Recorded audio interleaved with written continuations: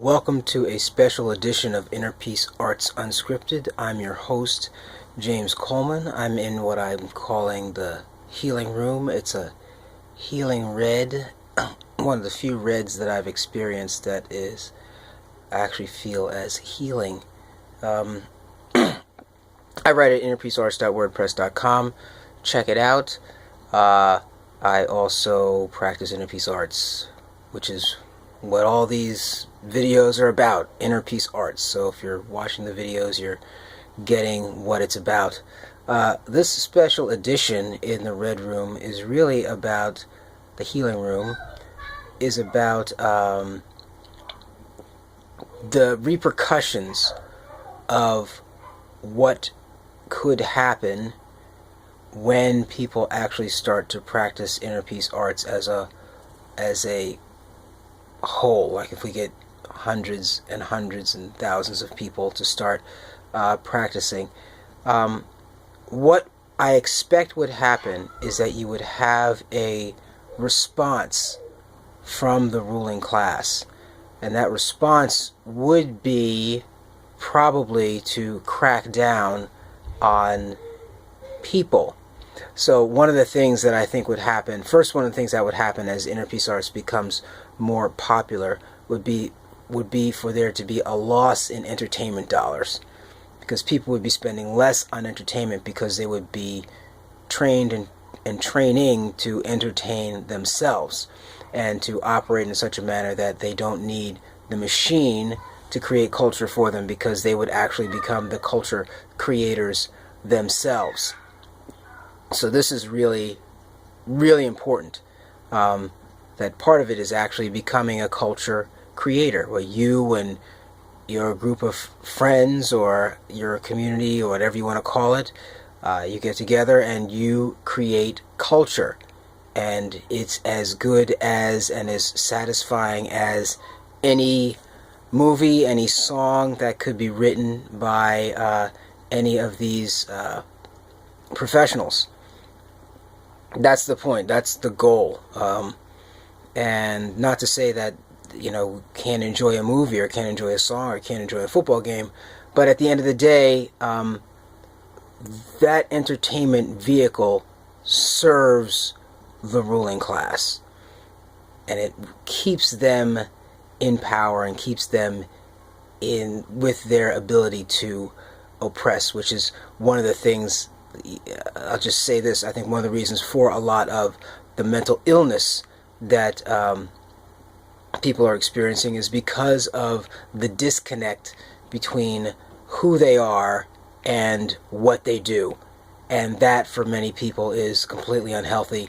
And that's why I am an advocate of Inner Peace Arts, which stresses that you do what is integrative for yourself. I mean, it should be normal, but we're calling it integrative because you're taking these different parts of yourself and combining them into, single kinds of actions. And we can talk more about that later. But this special edition is really about the crackdown that you could expect when many people start to practice or live their lives in such a way that they become less and less dependent on the grid.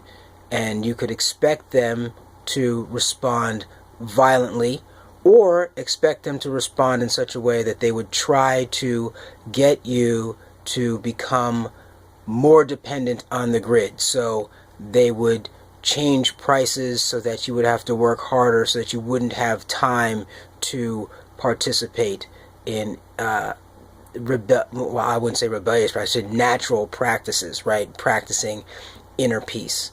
I think this is the piece that's also missing from a lot of the meditation community conversations, where, basically the meditation, I feel, is geared towards getting people back into the grid and keeping them in the grid, as opposed to getting them to set up a new grid and to set up a different kind of a power structure where they're not so dependent upon a ruling class. I think there are a bunch of people, many people, who could be more self-ruling than they are, and would enjoy a much fuller life.